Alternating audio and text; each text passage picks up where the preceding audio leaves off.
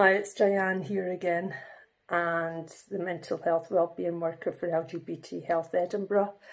And I'm just going to discuss a bit about anxiety today, what it is, what it does to us, and how you can work with it and help yourself if you do feel it. So anxiety is a natural part of our human condition. We sometimes feel it when we need to do something like an interview or a first date, something like that, and we feel it, and it's quite a natural process. It comes and it goes when we take action on what we're doing. Other times anxiety can take over our lives a bit and debilitate us in a way that we can't carry on with our life or our work or relationships or just ourselves. And it can be really, really a real thing, and it is a real thing.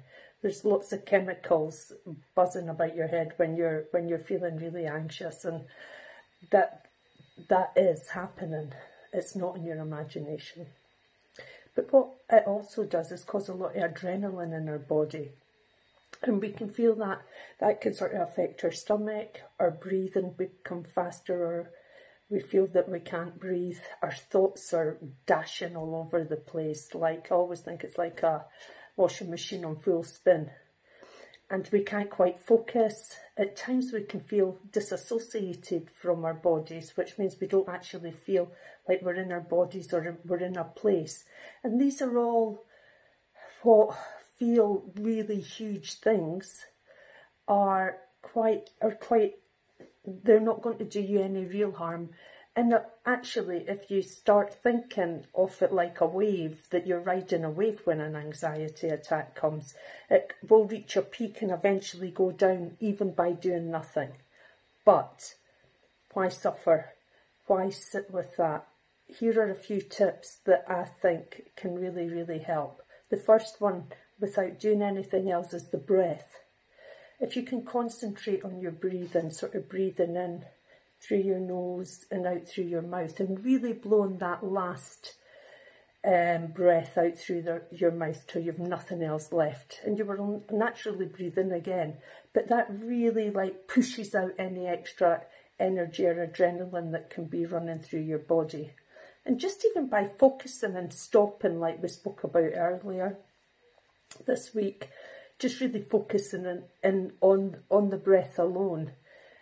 Even counting the breath, count it in one as it goes in through the nose and out through the mouth. Count that as one breath. See how far you get before you lose your attention, and then just gently bring it back to the breathing that you're doing.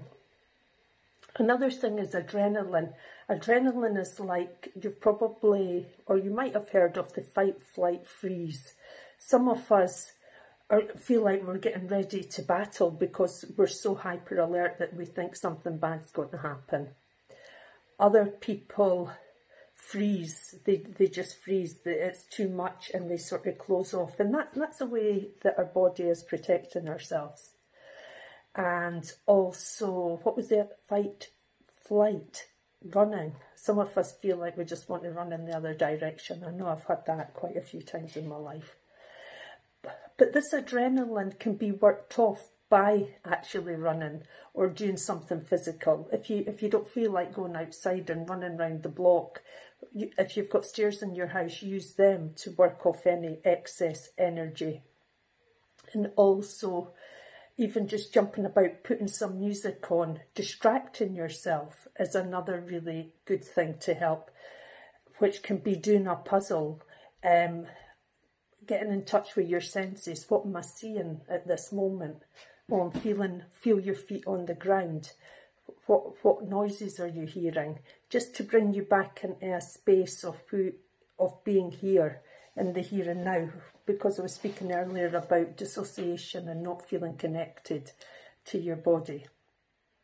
But all these things, I think the main thing that has helped me with anxiety over the years is to know that it will pass. It's not going to continually be on a high for very long. And even by doing nothing, as I said earlier, it will actually pass. Using all your senses, maybe making yourself a nice calming tea, or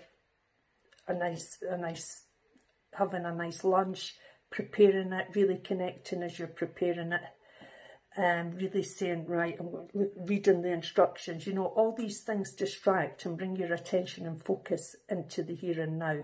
Break everything slowly down, because the overwhelm is also there with anxiety. I hope these tips will help you get through anxiety.